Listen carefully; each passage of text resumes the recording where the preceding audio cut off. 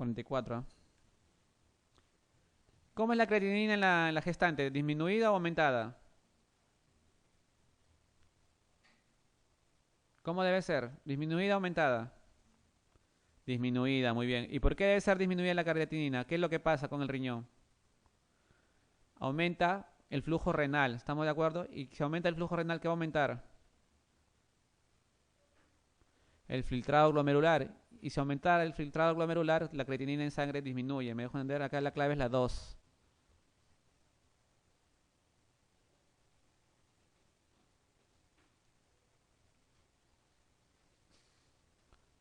45. Mujer de 27 años, gestante de 15 semanas, asintomática. ¿Cuál de los siguientes hallazgos debe ser considerado patológico?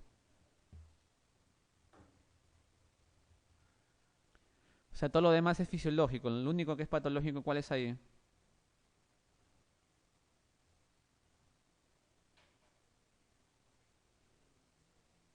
Ya soplo, pero ¿cuál de los dos soplos es patológico? ¿El sistólico o el diastólico? El sistólico no es patológico. El diastólico es el patológico.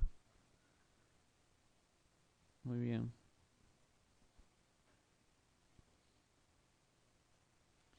La 3. 46. La mayor parte del incremento del peso durante el embarazo no patológico es atribuible al aumento de... Muy bien. ¿Cuál es la mayor cantidad de peso? El mismo crecimiento uterino con todo su contenido, ¿estamos de acuerdo? Y las mamas. 3.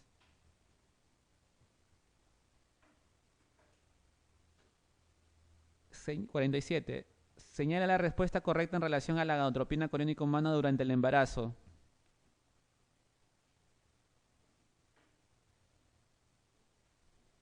Claro.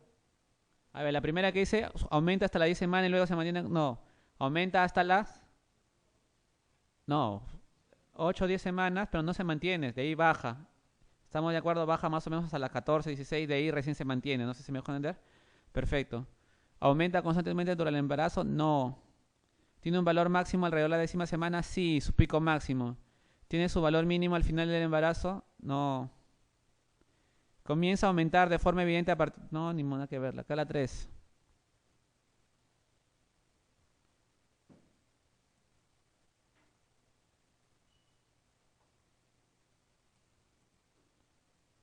La 3 esa. ¿Cuál es la función principal de la gonadotropina coriónica humana durante la gestación? 48. Eso sí hice esa clase, les expliqué. Es más, gracias a esto existe esto. Dije. Muy bien, la clave es la 1. Gracias a la gonadotropina coriónica humana se puede mantener el cuerpo lúteo y gracias al cuerpo lúteo se mantiene el embarazo. Si no hubiera gonadotropina coriónica, no hubiera cuerpo lúteo, el embarazo se perdería. ¿Me dejo entender? Clave 1. 49. ¿Cuál de los siguientes conceptos relativos a la producción de progesterona durante el embarazo no es cierto?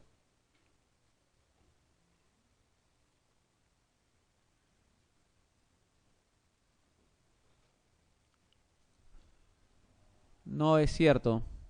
La producción de progesterona durante las 10 primeras semanas se debe principalmente al cuerpo lúteo, ¿verdadero o falso? Verdadero, muy bien.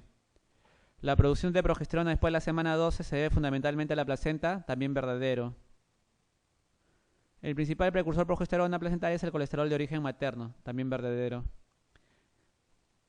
¿La progesterona sirve como importante precursor de esteroidogénesis fetal? Sí. ¿Los niveles de progesterona declinan rápidamente con la muerte fetal intraútero? No. ¿Qué es lo que declinan? Estrógenos. ¿Estamos de acuerdo? Estrógenos. Sí, pero no dice bien claro rápidamente tras la muerte fetal. ¿Por qué? Porque la irrigación placentaria todavía un poco que mantiene. No sé si me dejo entender. ¿Ya? En cambio, ni bien muere el bebito, los estrógenos empiezan a caer. Por eso antes utilizaba como pruebas de bienestar fetal el estriol.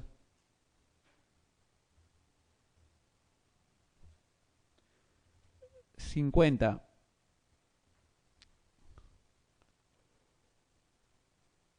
¿Cuál de los siguientes cambios hematológicos tiene lugar a medida que progresa la gestación?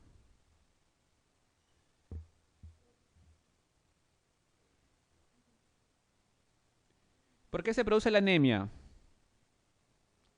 Porque aumenta el volumen plasmático, ¿está bien? Pero una pregunta, ¿aumenta la masa eritrocitaria? También, pero es más el volumen plasmático que la masa eritrocitaria y se produce un fenómeno de hemodilución. ¿Estamos de acuerdo? Por eso la anemia fisiológica en el segundo trimestre. Acá la clave es la 1. A ver, 51. Sigamos. Es otro dato. Entendemos por épulis. ¿Qué es el épulis?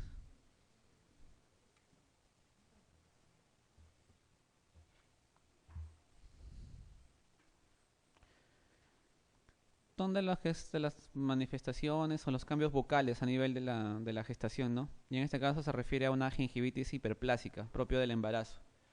La 2.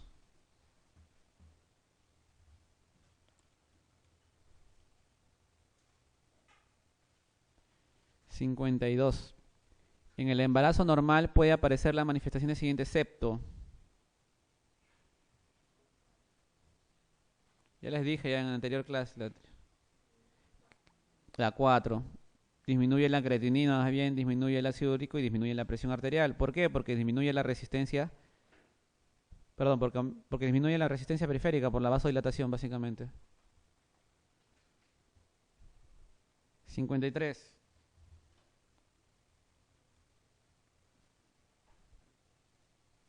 Una mujer gestante en su semana 23 de embarazo presenta dolor lumbar derecho persistente.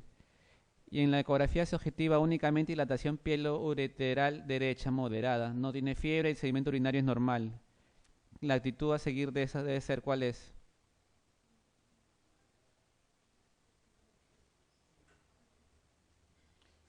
¿Qué hacen con esa paciente? Analgésicos, perfecto. Pueden darle de acción sistémica, un paracetamol, por ejemplo, o pueden hacer de acción local, o sea, un analgésico a nivel de la zona lumbar. Porque básicamente, por lo que refiere de qué dolor es, un problema de tipo de la curvatura de la columna, ¿estamos de acuerdo? Una lordosis, ¿estamos de acuerdo? Pero de todas maneras hacen un control ecográfico periódico para ver el tema de la dilatación, ¿no? Pielo-uretral, si se acentúa o no. Muy bien, la 2 es 54.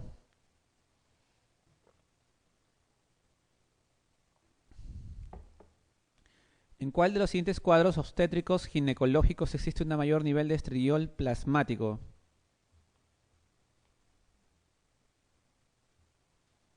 Estridiol plasmático.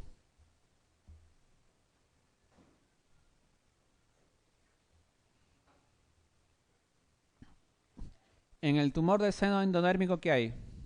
Alfa-feto, proteínas. En el tecoma y en el corioepitelioma es generalmente estradiol.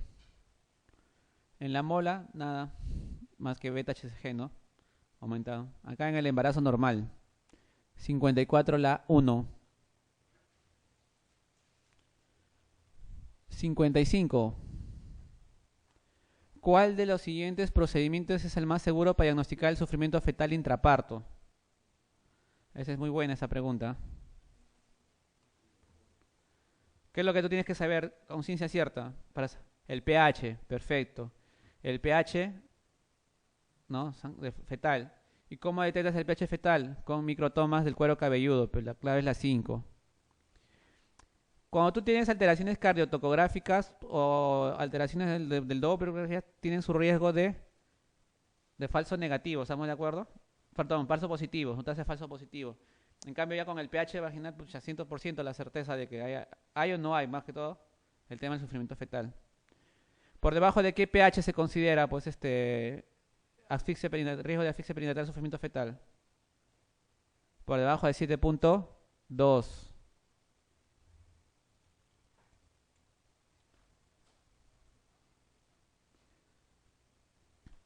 ¿Cuál de los siguientes marcadores de cromosomopatías o aneuploidías del primer trimestre tiene más valor de todo lo que mencionan ahí? La translucencia nucal, perfecto. no les doy más datos porque hay más preguntas de eso que vamos a ir explicando. 57. La biopsia corial transcervical es la técnica de elección para...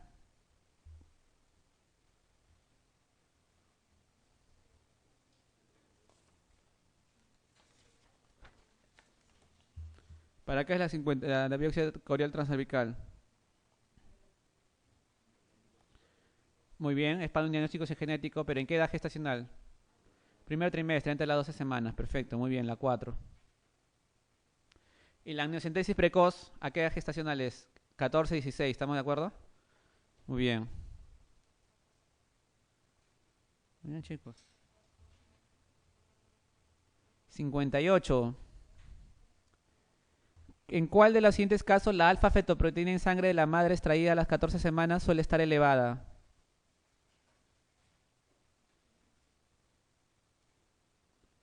Cuando tiene un defecto del tubo neural, perfecto. ¿Y cuándo está disminuida?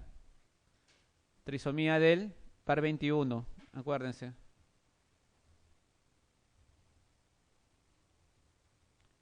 Esta es la pregunta de este año. En relación con el riesgo de muerte fetal, uno de los siguientes es un signo ominoso en el estudio mediante Doppler.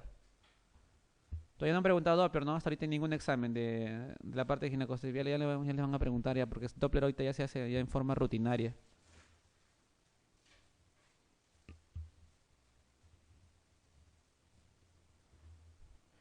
Yo les hice la onda, ¿se acuerdan? La onda umbilical. Tenía un componente, la parte más alta, ¿cómo se llamaba? Pico sistólico. Y la parte más baja, el pico diastólico. ¿Estamos de acuerdo? Cuando tenía poca diástole, o la diástole desaparecía, o la diástole se invertía, había el riesgo de asfixia perinatal. ¿Estamos de acuerdo? ¿Cuál es la clave acá? La 1, flujo diastólico invertido en la arteria umbilical. Muy bien, chicos. Eso es lo que...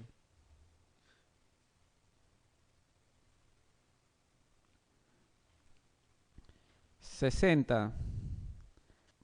Entre las siguientes, ¿qué medida es la más fiable para calcular la edad gestacional durante el primer trimestre en general en todo el embarazo? O sea, es la más útil, que tiene el menos riesgo el menor rango de variabilidad.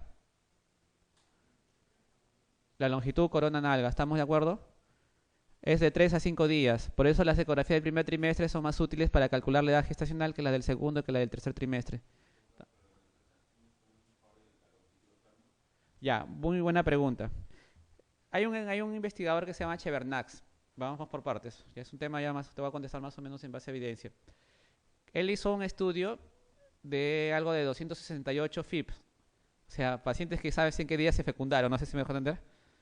Fertilización in vitro, sabes el día exactamente. Y a medida que avanzaba su edad gestacional, los comparaba ecográficamente. Y en la mejor evaluación para calcular la edad gestacional es el LSN. No sé si me dejó entender en general. Tanto en el primero como en el segundo y tercero. Me refiero a longitud corona nalga. O sea, es el que tiene mayor exactitud, menor rango de variabilidad, porque tu rango es de 3 a 5 días.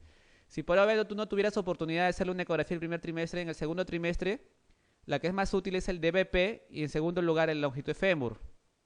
Y en el tercer trimestre ninguna ecografía te sirve para la edad gestacional. No sé si me dejo entender porque tiene rango de variabilidad de 3 semanas. ¿Me dejo entender? ¿Comprenden? Entonces, que venga una paciente sin control prenatal y que tú le hagas una ecografía a las 36 semanas y te diga, pucha, saber la edad gestacional a la ciencia cierta es un poco difícil. Tienes que empezar a buscar otros parámetros, ¿no? Por ejemplo, a nivel del fémur aparece una estructura que se llama la bandaleta ósea, que viene a ser como el trocánter, más o menos así. Eso aparece después de las 34 semanas. Si tú tienes que no tiene eso, lo más probable es que tenga menos 34 semanas, ¿comprendes? Pero ya tienes que ver la relación hígado-pulmón. O sea, ya son otros factores, pero ya es un poco igual, tienes un rango de variabilidad muy alto. Pero el mejor rango de variabilidad, el menor rango, el que te da con cierta exactitud es la longitud corona nalga. Entonces, la 60, la clave es la cráneo caudal, perfecto. 1. Acá para aclarar es un concepto de la pregunta anterior, a ver, sí, de la 59. Lo que me interesa evaluar a mí en la onda Doppler de la umbilical para el problema de hipoxia es la parte diastólica. Tengo buena diástole, el riesgo de hipoxia es mínimo. Si la diástole va disminuyendo, el riesgo de hipoxia va aumentando. Si la diástole desaparece, se vuelve plana, es mayor. Pero si ya la diástole está ya invertida, o sea, por debajo de la línea base, el riesgo de muerte es alto, inminente, ominoso. ¿Me dejo entender? Salud. 61. La ecografía prenatal realizada a una mujer gestante a 29 semanas, dice, muestra un feto con ectasia pielo-ureteral izquierda importante. ¿Qué es lo que hago con este bebito?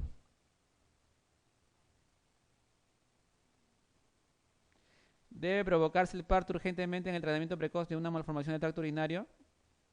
Debe realizarse una punción percutánea en el riñón afectado para colocar un catéter que facilite el drenaje urinario nefroamniótico. Debe mantenerse la gestación a término y realizar un tratamiento quirúrgico sobre el riñón izquierdo en las primeras 24 horas de vida. Debe mantenerse la gestación a término y realizar al nacimiento una ecografía abdominal, una ecografía intravenosa y una urocistografía miccional para el diagnóstico diferencial de la anomalía. El tratamiento prenatal de elección es la antibioterapia profiláctica en la gestante para evitar la infección urinaria del sistema pielo-uretero. ¿Cuál es ahí, chicos? Pregunto yo, sacando al bebé a las 29 semanas, ¿la posibilidad de sobrevida van a aumentar o disminuir? Disminuye, no tiene sentido. Ahora, esa ectasia pielo-ureteral izquierda puede ser simplemente un hallazgo fisiológico. Entonces, meter a punzar al bebito a hacer algo antes de que nazca tampoco va. Acá básicamente está entre la 3 y la 4. Pero ¿qué es lo que puede pasar al nacer el bebé? Desaparecer. ¿Entiendes?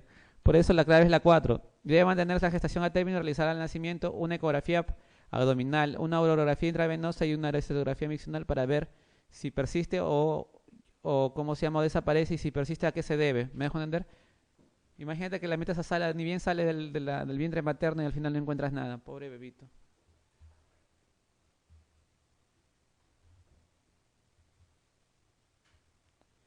62. En un registro cardiotocográfico de intraparto aparecen DIPS-2.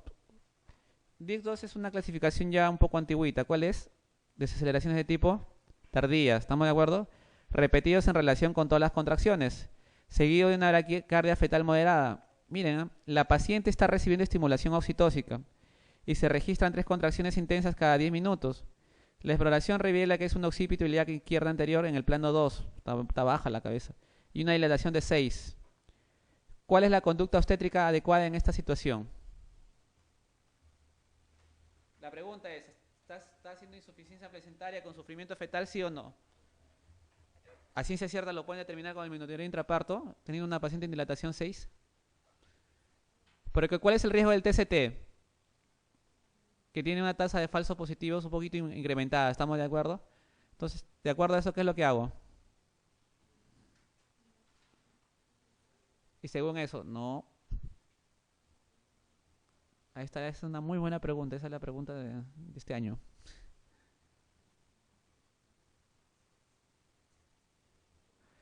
Acá en nuestro medio operamos porque no tenemos otra forma de diagnosticar el sufrimiento fetal. Me dejo entender porque hay una correlación. Una opción es que tú hagas ruptura de bolsa y si el líquido es claro, continúas, o el líquido es mecanal fluido, continúas. ¿Me dejo entender? Pero si es espeso, ya bueno, puedes optar por la cese. Pero otra opción mucho más exacta inclusive es que hagas una microtoma de la sangre fetal para determinar el pH. ¿Me dejo entender? Y haga una correlación entre la cardiotocografía y el pH fetal, ¿no? Si el pH está normal, continúas con el trabajo de parto. ¿Me dejo entender? Si el pH está alterado, ya pues la clave es la 2, la 62 es la 3. Antes de proceder a la cesárea, haz tu microtoma. A nosotros nos ha pasado que nosotros no tenemos microtomas, ¿no? En nuestro hospital. En realidad, pocos hospitales acá en el medio tienen esas microtomas. Entonces, con DIC2 a cada rato hemos entrado a sala y hemos encontrado peliquillo claro, bebito llorando, feliz de la vida. No sé si me dejo entender. O sea, tiene una tasa de falsos positivos considerable.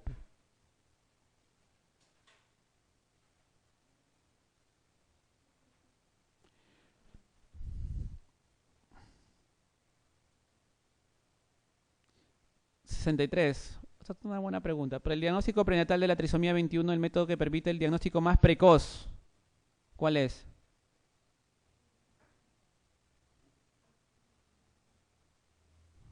¿Cuál es? La biopsia de vellosidades coriales. La 2. A ver, vamos un poco aclarando el concepto. Para saber si una paciente tiene neoploidía, un feto tiene neoploidía, ¿qué es lo que tienes que tener a la mano? A ciencia cierta. Un cariotipo, ¿estamos de acuerdo? Y el cariotipo lo puedes sacar pues por amniocentesis, ¿estamos de acuerdo? O por biopsia de velocidades coriales. Lo más precoz es la biopsia de velocidades coriales. La pregunta del millón de dólares es, a todas las pacientes que yo tenga la posibilidad de hacerle una biopsia, perdón, sospecha, le hago biopsia de velocidades coriales, ¿sí o no? No, ¿por qué? Porque es un procedimiento invasivo. ¿Y cuál es el riesgo de este procedimiento invasivo? Que un 3% puede hacer aborto, me dejo entender, y piña, y encima se abortó el pobre bebito y cuando le hacen el cariotipo era normal, me dejo entender. Entonces, ¿qué se inventó para hacer biopsias, velocidades coriales a cierta población selectiva? ¿Qué se creó? Los screenings ecográficos y de laboratorio, ¿me dejo entender? Entonces, la famosa translucencia nucal, el famoso HCG libre, el PPAP, lo que te hace es seleccionar pacientes que tienen riesgo de tener aneuploidías. Y a esos pacientes que tienen riesgo de aneuploidía, a ellos sí le hago biopsia de vellosidades. Pero no es que la translucencia nucal te haga el diagnóstico ¿cómo se llama?, de síndrome de Down, por si acaso no, sino te dice qué población tiene riesgo para yo hacerle la biopsia de vellosidades. ¿Me dejo entender? Sí, pero más, un poquito más, 14 más, ¿no? Muy bien. 64. ¿En qué gestante se considera más aconsejable la práctica y amniocentesis para el estudio de cariotipo ante la posible malformación fetal? ¿En qué grupo de los que están acá?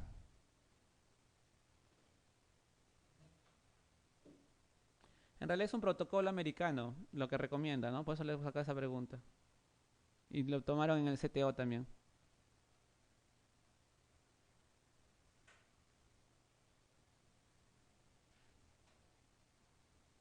Y hablo de amniocentesis, no hablo de cómo se llama de biopsia de vellosidades coriales.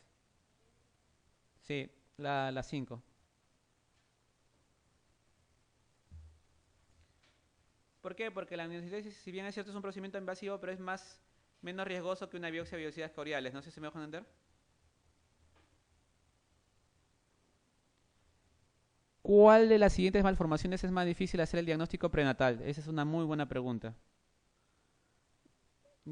Inclusive en personal entrenado se les puede pasar, porque son bien difíciles de diagnosticar.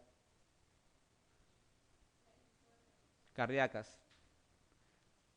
Las más fáciles son las digestivas, en segundo lugar la del sistema nervioso central, terceras las renales, el onfalocele ya prácticamente hasta uno que recién comienza en ecografía puede hacerlo. Pero las cardíacas, uff, personal bien entrenado, posibilidades de solamente diagnóstico el 65-70%, o sea, 30% se te puede escapar, sobre todo las arritmias, los problemas de conducción. ¿Me dejo entender?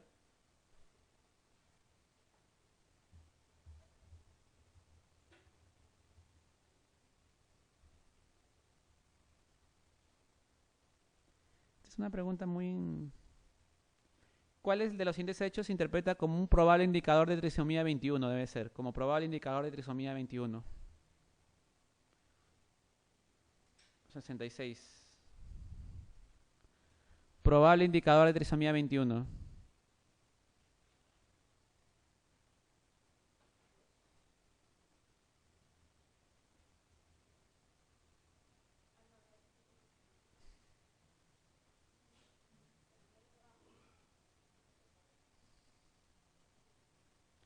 Los niveles altos de alfa-fetoproteína en el suero, no, al contrario, disminuidos.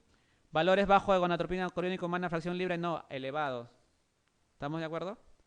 Edema nucal fetol inferior a 2 milímetros, no, es superior a 3 milímetros. El punto de quiebre es 3 milímetros, por si acaso. En la semana 12. El aumento de longitud de fémur fetal en el segundo trimestre de la gestación, no, al contrario, son de fémur corto. Fémur por debajo del percentil 10 para la edad gestacional. Acá la K es la 5, el aumento del cociente de diámetro biparietal longitud de fémur en el segundo trimestre.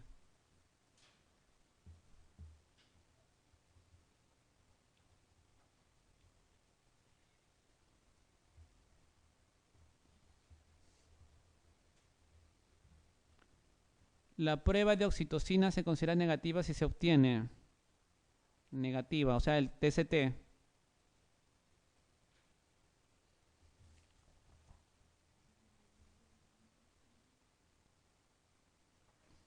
¿Cuál, chicos?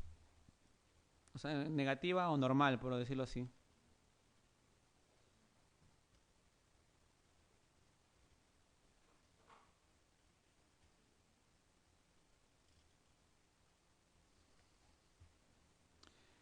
¿Cuántas contracciones tengo que lograr por lo menos?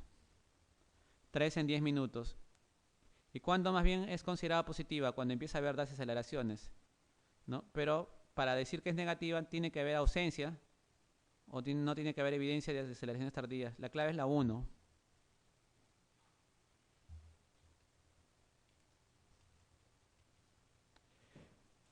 El NST, ¿cómo se clasifica? ¿Cómo se informa? El NST. ¿Reactivo o no reactivo? El NSTA. Muy bien. ¿Cuándo digo que es reactivo? A ver, chicos, ¿cuándo digo que es reactivo? Cuando hay aceleración de la frecuencia cardíaca fetal con el movimiento fetal, coincide. ¿Y cuándo tiene que ser esa aceleración? Unos 15 latidos por minuto en relación al basal y durar más de 15 segundos. ¿Estamos de acuerdo? Cuando hay dos de esos, considero que es un NST, reactivo. Y si el NST en los 20 minutos que evalúo es no reactivo, ¿qué tengo que hacer? O sea, yo le hago un NST a la paciente, su feto no se mueve, si se mueve, pero no aumenta la frecuencia cardíaca fetal como debería aumentar. ¿Qué es lo que hago? Espero otros 20 minutos más, prolongo el examen, 20 minutos más, ya. ¿Y qué puedo hacer en ese tiempo? Estimulación, ¿qué tipo? Vibroacústica, pues. Eleva, estimulación vibroacústica. 68.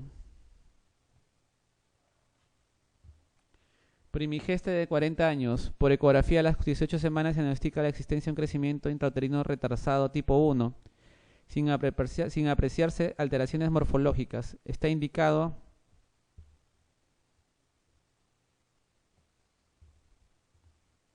tiene 40 años, yo le hago una ecografía y parece que fuera pues un bebé con un retraso considerable, pero no le encuentro ningún tipo de alteración morfológica. Entonces, ¿qué tengo que descartar acá?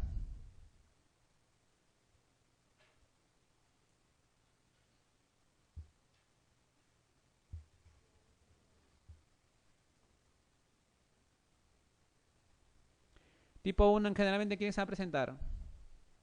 Que es el simétrico.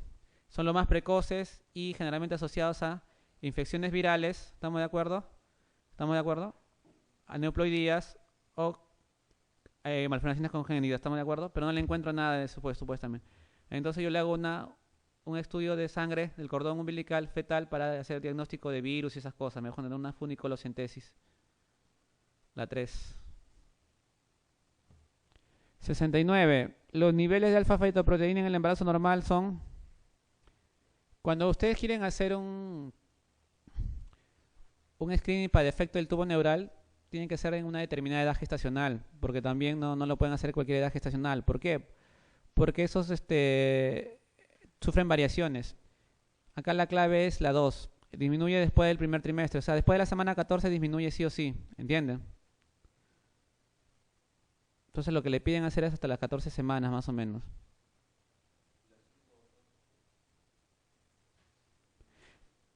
Cuando están anormalmente elevados, discusión y marcador específico no es, porque va a depender de qué semana le hagas la edad gestacional. Mejor, si le haces a las 25 semanas, por más elevado que esté, no puedes determinar que sea el tubo neural. ¿Me dejo entender? Si es entre la 15 y la 20. Muy bien, 70. Con respecto, señale qué afirmación es correcta respecto al crecimiento fetal intrauterino retardado. ¿Cuál es? La 5, muy bien. Perfecto. Cuando es asimétrico tiene mayor frecuencia de cromosomopatía falso. Las cromosomopatías, malformaciones congénitas son los simétricos. Los asimétricos básicamente problemas de la placenta, ¿no? Y a la cabeza la preeclampsia. Las causas de retardo asimétrico suelen aparecer en las primeras, no, son tardías más bien las asimétricas. En los casos graves puede haber polidragnios, no, al contrario, no funciona, hay poco líquido, oligodragnios. Es más frecuente secundíparas, no tiene nada que ver el qué número de gestación sea, es variable eso. 5, son más frecuentes las malformaciones en las simétricas, esa es la respuesta. En una embarazada, ¿cuál